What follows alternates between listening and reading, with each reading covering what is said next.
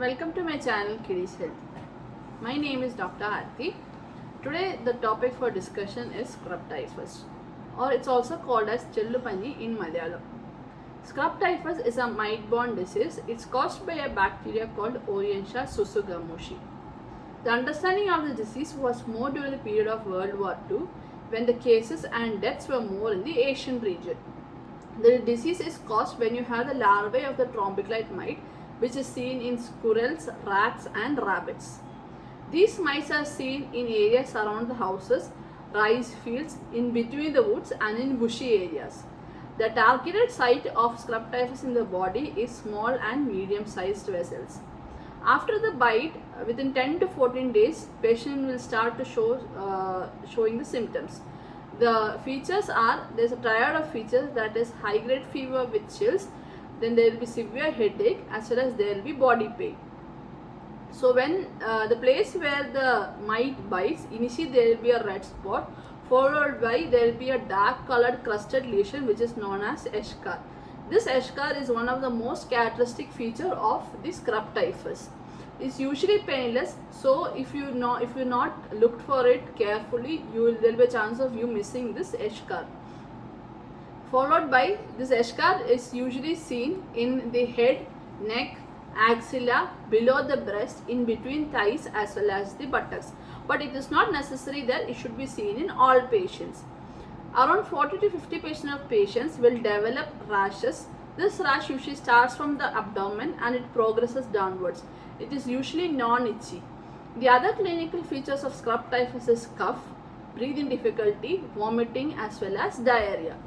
Scrub Typhus can resemble many other viral fevers such as dengue, malaria, leptospirosis, which is also known as Chellu Pani, and hence it is very difficult to diagnose in the initial stages of the disease. This Scrub Typhus can cause many complications and it can affect organs such as brain, liver, kidney, heart as well as lungs, which can lead to death. When you do a blood test, the total count will either be normal or it will be elevated. The platelet count will be reduced. There will be elevated ESR, CRP as well as the liver enzymes. The antibody tests are common nowadays, but it usually does not turn positive in the first week.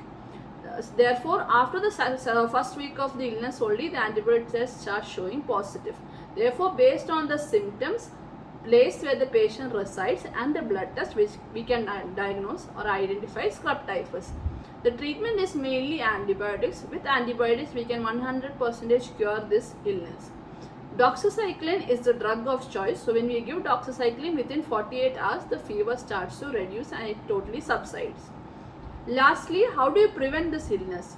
So these larvae are usually seen in areas like I already told before, around the houses, in rice fields, in between woods, in bushy areas.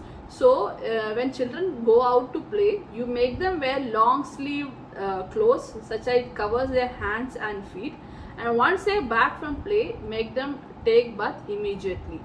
And the second thing is like the places where there are so many woods or bushy areas, or which is filled with grasses or moist areas, make sure you use insecticide spray to kill these mites. Do not dry your children's clothes in areas surrounding these areas,